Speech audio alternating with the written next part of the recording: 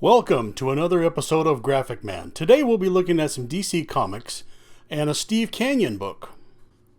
We'll start off with World's Finest number 178 from September of 1968. On the cover we see that Superman has lost his powers and is going to change costumed identities and will now be called Nova. Page 1 has Batman looking directly at us, the reader, and reassuring us that we are reading an imaginary story. The United States Air Force has asked Superman to investigate a hole that has opened up in space which leads to another dimension. They equip him with an experimental aircraft in case he encounters anything that might be dangerous. Superman's aircraft gets stuck inside some unknown cave in space and has to abandon the aircraft. He gets shot with some energy which starts to drain his superpowers. He barely makes it back to Earth. When he wakes up, our military doctors and officials tell him the bad news that he's lost his powers, but Superman refuses to believe them. But he soon realizes that they are telling the truth.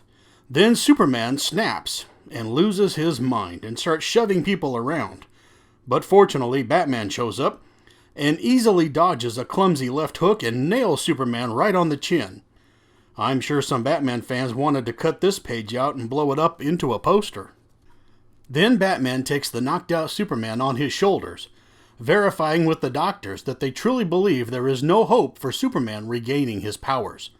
Which is probably why Batman told you at the beginning of this comic that this story was imaginary, as all comic readers would be wondering when his powers would return. After all, it would be expected, so this extra conversation with the doctor is going to help us come to terms with the idea in this story that this particular Superman is doomed to be a normal man. And then in the middle of the page we are treated to a great emblem of the Batman logo drawn by Curt Swan. It shows 3 circles. One is the parking space for the Batplane, one is the Batmobile, and the middle one has a shadow of the Bat symbol. We're not sure what gets parked there. On the way to Metropolis, a criminal attacks Clark Kent and Bruce Wayne. Clark provides the distraction so that Bruce Wayne can easily take care of the criminal. Then Clark Kent goes on with his boring new life and even has to attend a flower show. But then he sees a demonstration from the Green Arrow. The demonstration inspires Clark to become a new superhero without superpowers because, after all, Green Arrow can do it and Batman manages to do it, so Clark Kent becomes Nova, the new sensation with a great new costume. And although Nova's cape is made of super strong material, Batman doesn't have much trouble knocking out Superman twice in 1 month. And Batman learns the identity of Nova. Excuse me, Graphic Man, did you see that wonderful writing where it asked the question, will Nova blaze forth as a new star, or be just a flash in the pan? Yes, literature lad, that was spectacular. Part 2 of the story has Batman asking Clark why he's trying to be a hero, and Clark thinks that Batman is jealous because with a little more practice, Clark will be just as good as Batman, and there's no talking him out of it. Nova, thinks to himself about how he got this special cape from Leonardo da Vinci in a past adventure. There was no footnote for me to figure out when this happened, so I'll have to take Nova's word for that. Nova encounters some criminals and starts to fight them. The criminals soon overpower Nova instead of just shooting his brains out. And then the criminals tell Superman they know who he is, and that he's lost his powers, and that they are going to have him kill Batman. And the caption tells us that the exciting conclusion will take place next issue. Actually, they lied to you. The next issue was a reprint issue, but you didn't have to wait long, and issue number 180 came along at the same month that this reprint did. But before we go there, let's wrap up this issue. Issue 179 did have a small backup story where Superman goes into a coma and wakes up in the 32nd century. In the future, mankind will have robots doing all of their work for them, so they just sit and do nothing, which turns everybody into strong and physically fit individuals.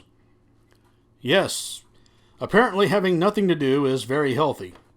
The healthy people from the 32nd century send Superman back to his own time, which neatly wraps up the story and this issue. Now for the conclusion.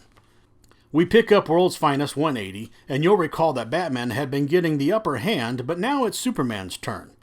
After a small introduction reminding us where we left off, we see that Superman has been under hypnosis, and the criminals keep on monitoring him. From time to time, the hypnosis wears off, but each time it's not long enough for Superman to escape.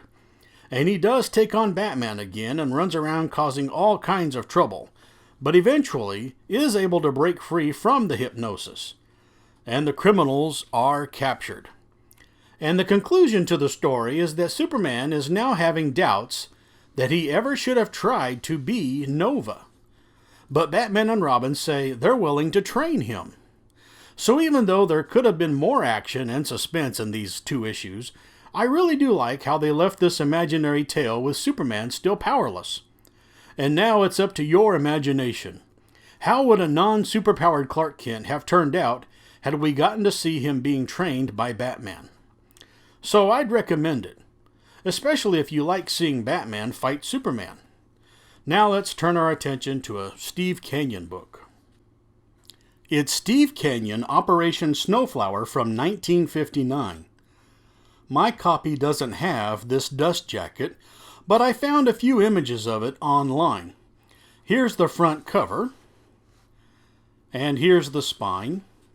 Using these images, I could probably try and recreate a dust jacket on my own for this book, but I'm still pretty happy with it. And here's the back cover showing other Steve Canyon books that you can buy. And this channel is dedicated to showing great graphics that don't always get seen these days. I'm now showing you the occasional picture that you'll find in the book. The artist is Milton Caniff, who had formerly drawn the newspaper strip called Terry and the Pirates, which I really like.